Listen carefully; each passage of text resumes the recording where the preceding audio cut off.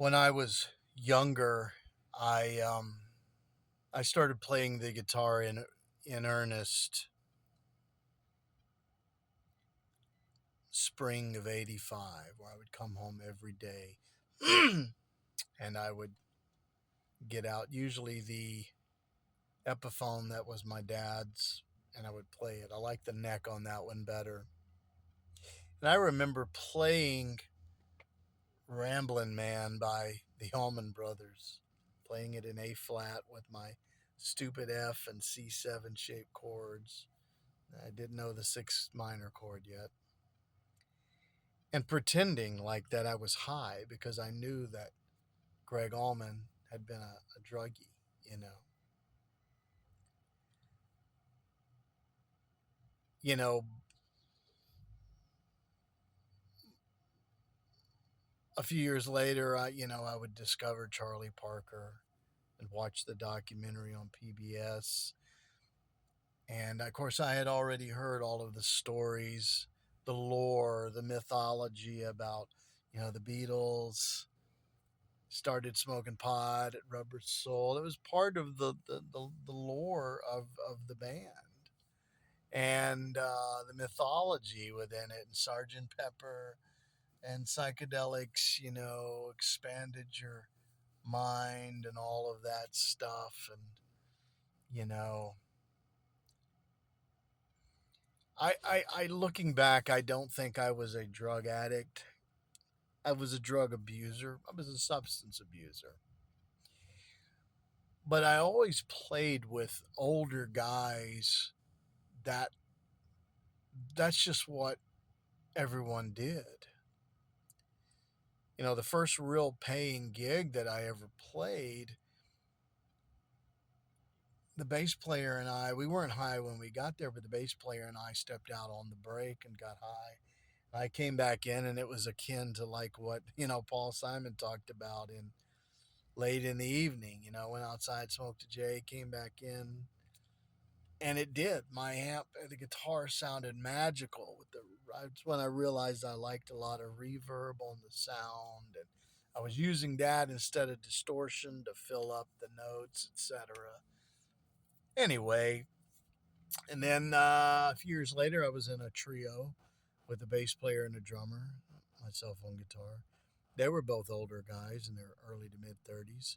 The bass player was a pot dealer, and we got high all the way to the gig during it. And I just thought that's what you did, you know? They're both dead now, not from weed, but from just life. But it's also been a spiritual path because I was probably one of the last people of a generation that actually did drugs in the beginning seeking that spiritual thing. The first few times you smoke weed, wow, psychedelics, wow, cocaine, even something crystal meth as ostracized as it's become as a chemical. I was in another trio in 99 and 2000, 2001, where we would get together. We only played out a couple of times, but we would get together and do rehearsals and just play, and everything was completely improvised, completely. I would just tune the guitar to like a weird C6 tuning, and we would just, it was almost like free jazz, but it had more corners than that. But we were still just pulling stuff out of the air. Well, the drummer and I were definitely snorting and smoking meth. But see, at that time, we hadn't gotten off into the abuse of it yet. It worked for us then because it would open doors because it was still initial and early on. Those same doors close very quickly. When they close, they hit you in your ass really hard. And that's any drug. Alcohol may loosen you up a little bit, but of all of them, really, it's the one that uh, absolutely messes you up the most and screws up your playing. I don't think there's really anything spiritual about alcohol. Um, why it's served as the blood of Christ in the churches, I really have no idea. Maybe that small, minute amount, but that gets into an alcoholic anyway. Alcohol may be worse, in my opinion, than any of it. But eventually, I look back, and I wish I had never gotten involved in any of that. And it took me 30 years to realize, you know, that's not the way. Drugs lead to nothing, you know. Weed especially is a liar. Weed will lie to you.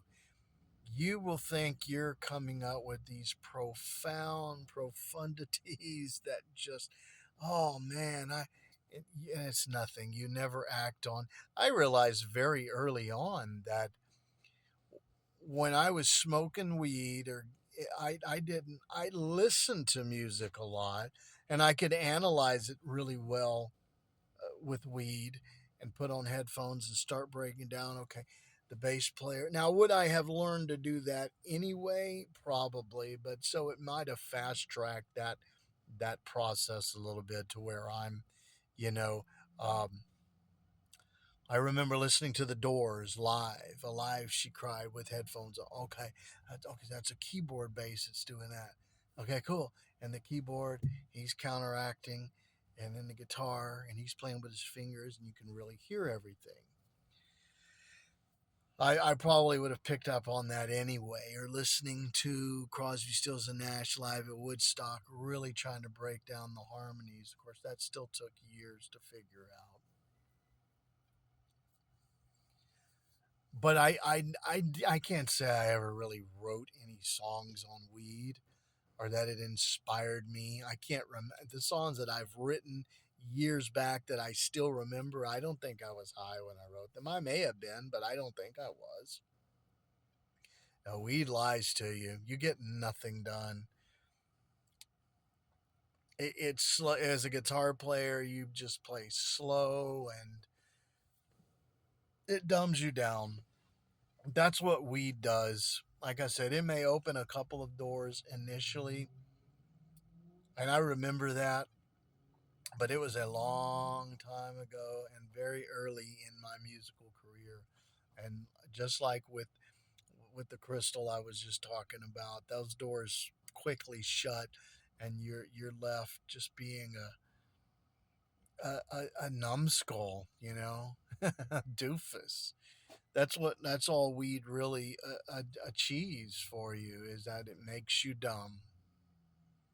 Alcohol even worse. You're just a complete idiot. Don't drink and sit back and watch a bunch of people drinking and talking. It looks like a bunch of crazy people. Now, spirituality is the way. I don't subscribe to the 12 steps.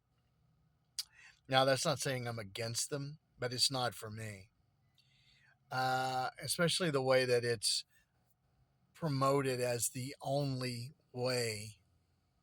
Now, there is a middle way, and most people step away if you grow up and survive all of it, as I have. And I'm not saying necessarily grew up, but survived it all. It all kind of gets old, but that's if you make it out alive. So sometimes I don't think I was ever an addict. I may have said this already. I think I was a substance abuser in looking back. And so, in that, learning that sometimes the only way out is through, so to speak. And at the end of the day, I wish I'd never had done any of it, as I said, at all. Spirituality is the one good thing with the 12 steps, although I think the 12 steps really depends on the demographic of where you are. If you're in the deep south, it's going to probably be a little more evangelical or whatever. What do they call celebrate recovery? Or if it works, that's good. But There's also just learning to meditate. And a lot of people get meditation wrong. It doesn't mean you're absolutely like just shutting your brain down or anything like that. That's not what you're doing. You're you're just sitting quietly, and you are shutting your brain down, sort of. You're slowing your thoughts down to as little as possible. And even if you can do it 5 minutes a day in the morning, you'd be surprised what it does. Now, also playing music, practicing, just picking up your instrument, the guitar, and say noodling. When I play, I go into a very zen, hyper focused place. And as an improviser, you have to. And improvisation becomes a very much a spiritual quest for me. Um, you're seeking patterns. It's akin to really like playing chess, in that you're always thinking several steps ahead and you're constantly mapping out what you're doing. I know that the greatest improvisers did this without asking them, whether it be Charlie Parker, Art Tatum, Bud Powell, Sonny Rollins, hell, Eric Clapton, Jeff Beck, Jimmy Page, Jimi Hendrix. You're mapping out and thinking ahead where you're going to go. So in doing that, you're going to use some you know pre-subscribed patterns and whatnot. You know, but you're also still tapping into something ethereal. I would think Derek Trucks would say the same thing. In any of the great Indian improvisational sitar players, etc. Hindustani slide guys would say the same thing. You're tapping. So therein, spiritual does not mean you have to go join a praise and worship band. You can, you know. Spirituality and church slash religion, they're not necessarily the same thing at all. In fact, they're not the same thing. You can have a spiritual experience and be spiritual without ever stepping inside of a church. And I'm not anti church, because I'm kind of an Anglican Buddhist myself, if you want to call it that. But yeah, I would say if you're using drugs as a young musician or drinking, smoking cigarettes is another one. That's something I never did. But I see young guys that I meet them when they're like 16, 17, and I see them a couple years later and they're smoking. And I'm like, bro, I would say stop. You think that's what you should be doing. I played a gig a few months ago, and I was in a band that opened for one of the run of the mill. I'm in Texas, Texas country, prophets and outlaws, whatever. And those guys sit on their bus and smoked pot right up until they had to come get on the stage and essentially do a sound check. And I'm like, oh man, what a waste. They think that's what you should do, but alas, it's not. It's not worth it.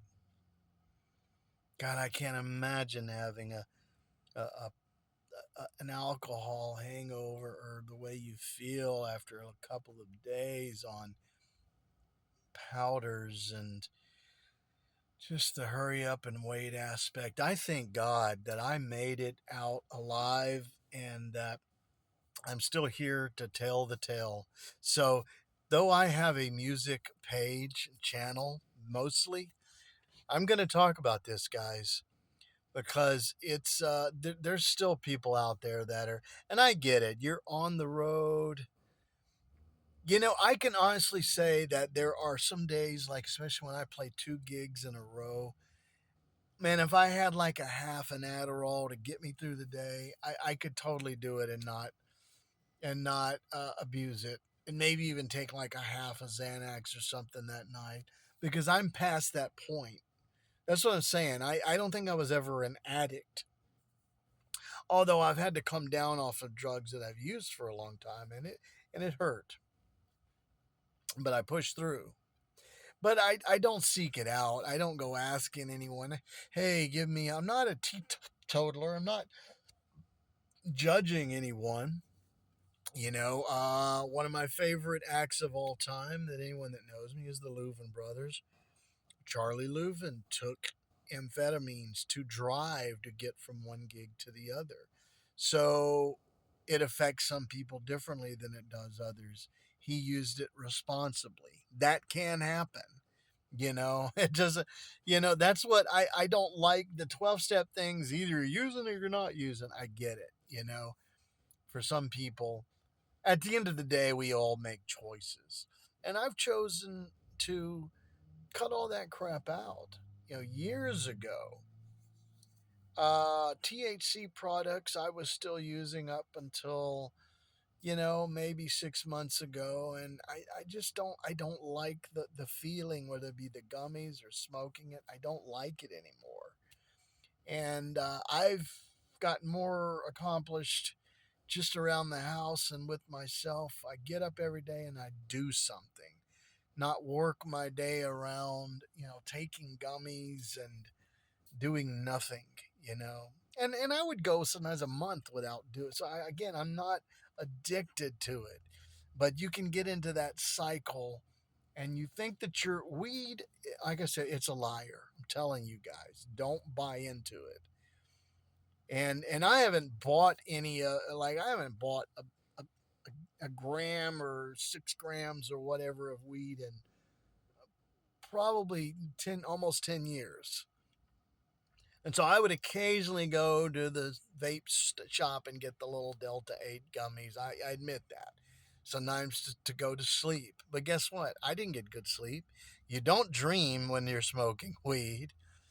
I've known more people than alcohol has killed, and the way people act on alcohol. Anything like cocaine, guess what? Crack is cocaine. Meth is absolutely horrible, and I'm so glad I'm out of all those drugs anyway, because nowadays it all has fentanyl in it, and you don't know what's going to happen. So I'm not going to sit here and say stay clean. That's a 12 step term. That's a phrase.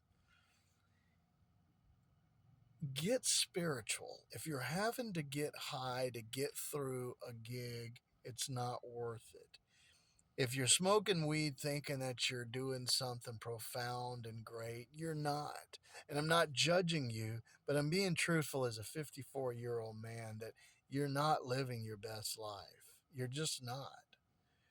I may be a little contradictory in all of this stuff.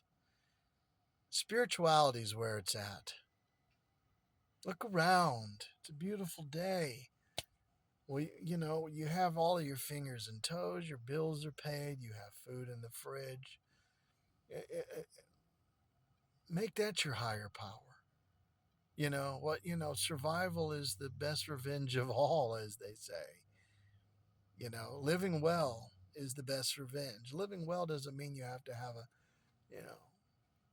3-story house with two BMWs in the front. And most people that have that have a shit ton of debt anyway.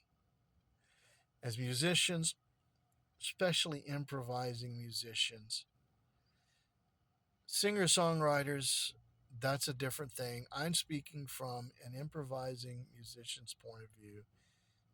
Let that be your guide. Be spiritual. Learn your scales and your modes, but then throw all that out the window. Know your key signatures and all of that, and map your patterns out. But pull that magic out of the air and improvise. And God is more than a book or a prayer or a building. Peace.